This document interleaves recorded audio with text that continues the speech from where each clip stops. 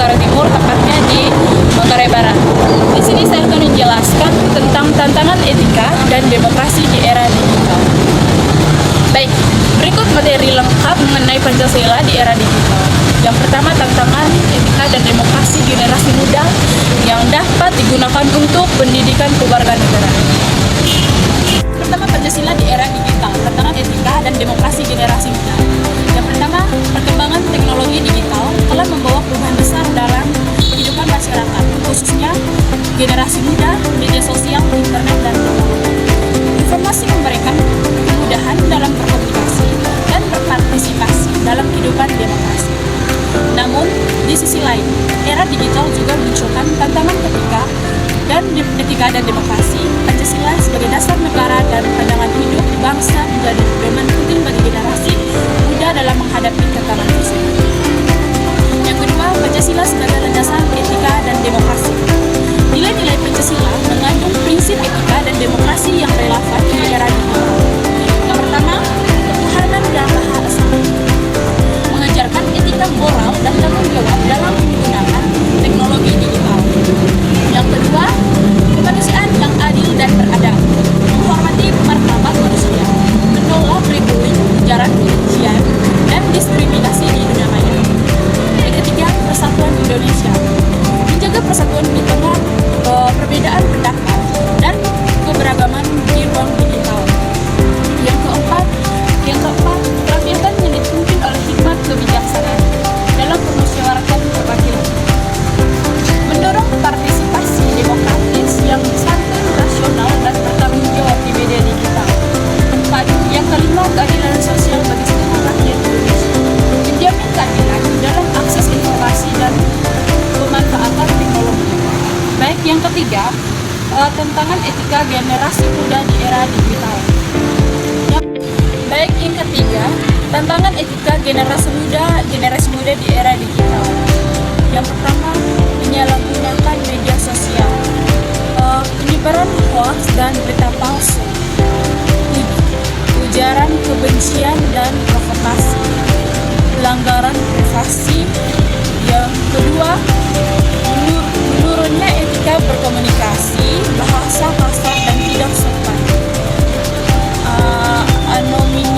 anonimitas yang disalahgunakan, kurangnya empati dalam interaksi digital. Yang ketiga, integritas, algoritma dan pelanggaran hak cipta, budaya instan dan kurang tanggung jawab, normalisasi perilaku tidak jujur. Yang keempat, tanggung jawab demokrasi generasi muda di era digital. Yang pertama, rendahnya literasi digital dan hak politik, mudah terpengaruh informasi menyesatkan, kurangnya pemahaman hak dan kewajiban warga negara. B. Toleransi dan intoleransi, pecahan akibat perbedaan pandangan politik, fanatisme dan politik identitas di media sosial. Yang ketiga, manipulasi opini publik, paradigma digital. Etika generasi muda di era digital. Salah satu tantangan terbesar di era digital adalah menurunnya etika dalam berkomunikasi. Banyak generasi muda yang mudah menyebarkan hoax tanpa mengecek kebenaran, menggunakan bahasa kasar di kolom komentar, melakukan rebulling dan ujaran kebencian. Padahal kalau kita kembali ke nilai Pancasila, semua itu jelas bertentangan dengan nilai kemanusiaan dan persatuan. Tantangan demokrasi di era digital ini, era digital sebenarnya membuka peluang besar bagi demokrasi. Kita bisa bebas berpendapat dan menyampaikan aspirasi. Namun, kebebasan ini juga membawa tantangan di media sosial kita. Di media sosial kita sering melihat polarisasi dan perpecahan akibat perbedaan pihak politik identitas dan provokasi. Manipulasi opini publik melalui buzzer dan konten provokatif. Demokrasi seharusnya dijalankan dengan hikmat kebijaksanaan, bukan dengan emosi dan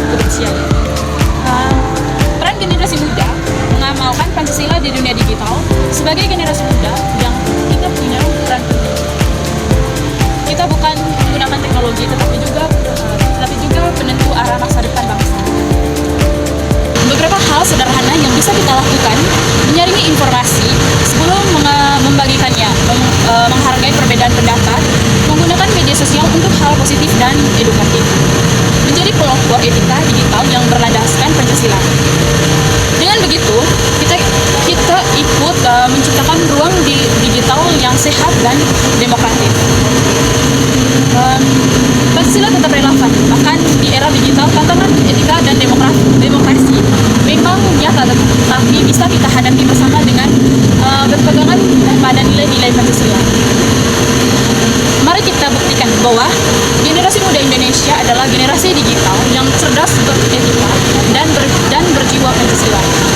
Sebagai negara, menyebabkan generasi muda terpengaruh propaganda, tidak kritis terhadap kebijakan pemerintah, cenderung ikut-ikutan tanpa analisis, hoax, disinformasi, dan polarisasi. Era digital memudah penyebaran berita. Tantangan kebebasan berpendapat, walaupun kebebasan berekspresi semakin terbuka, generasi muda menghadapi dilema terkait diskriminasi, tekanan sosial dan budaya channel, kurangnya etika dalam menyampaikan pendapat. Hal ini dapat menghambat diskusi sehat, kritik, konstruktif. Peran strategis generasi muda sejatinya memiliki potensi besar sebagai agen perubahan, agent of change, kontrol sosial kontrol, penerus kepemimpinan bangsa. Peran yang dapat dilakukan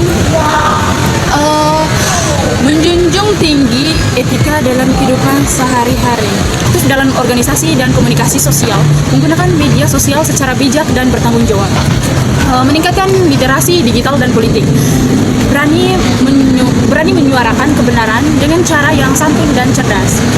Upaya mengatasi tantangan tersebut, yang pertama, pendidikan etika dan karakter. Integrasi nilai etika dalam pendidikan formal, pembiasaan sikap jujur, disiplin, dan tanggung jawab. Yang kedua, penguatan literasi digital dan demokrasi, edukasi anti hoax. Pemahaman kritis terhadap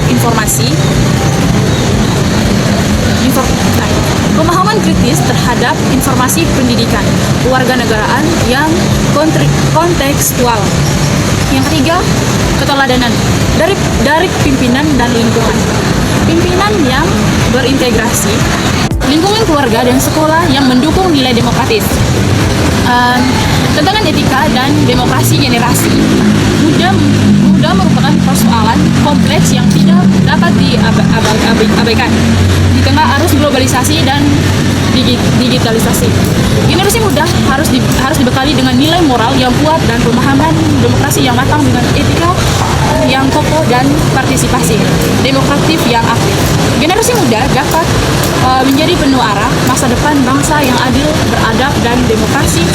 Pendidikan digital adalah proses pembelajaran yang memanfaatkan teknologi digital dan internet untuk meningkatkan pengetahuan, keterampilan, serta sikap peserta didik dalam menggunakan teknologi secara bijak, kritis, dan bertanggung jawab. Tujuan pendidikan digital: meningkatkan literasi digital, membentukkan penggunaan teknologi yang cerdas dan beretika, mencegah menyalahgunakan teknologi. Demokrasi adalah sistem pemerintah yang memberikan kekuasaan kepada rakyat untuk berpartisipasi dalam pengambilan keputusan, baik secara langsung maupun melalui perwakilan. Prinsip demokrasi: yang pertama, kebebasan berpendapat; yang kedua, persamaan hak; yang ketiga, partisipasi masyarakat. Baik, supremasi hukum, hubungan pendidikan digital dengan demokrasi. Pendidikan digital berperan penting dalam memperkuat demokrasi di era teknologi informasi. Peran di pendidikan digital dalam demokrasi: meningkatkan partisipasi warga dalam ruang digital, membantu masyarakat menyaring informasi anti hoax, mendorong kebebasan berpendapat secara bertanggung jawab, memperluas akses informasi politik dan kebijakan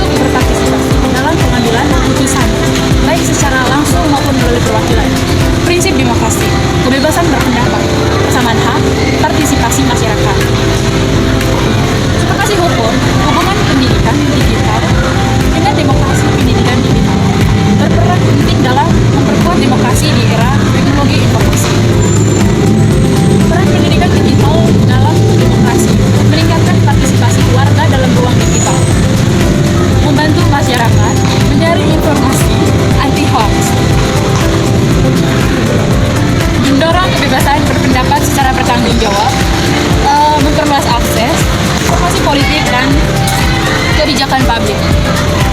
Yang terakhir, tantangan demokrasi di era digital, penyebaran hoax dan disinformasi, ujaran kebencian di media sosial, polarisasi opini masyarakat, menyalahgunakan data pribadi, peran warga negara digital. Warga negara digital adalah individu yang mampu menggunakan teknologi secara etis dan bertanggung jawab dalam kehidupan bermasyarakat dan bernegara. Ciri-ciri warga negara yang digital baik: berpikir kritis terhadap informasi, menghormati perbedaan pendapat, tidak menyebarkan hoax, menjaga etika komunikasi digital. Contoh penerapan pendidikan digital dalam demokrasi: diskusi publik, memilih informasi daring, edukasi pemula melalui media sosial, resti online, kampanye digital yang edukasi dan pendidikan digital merupakan fondasi penting dalam membangun demokrasi yang sehat. Dengan literasi digital yang baik, masyarakat dapat berpartisipasi secara aktif, kritis, dan bertanggung jawab dalam kehidupan demokratis di era ini. Mari kita buktikan bahwa generasi muda Indonesia adalah generasi digital yang cerdas, beretika, dan berjiwa Pancasila.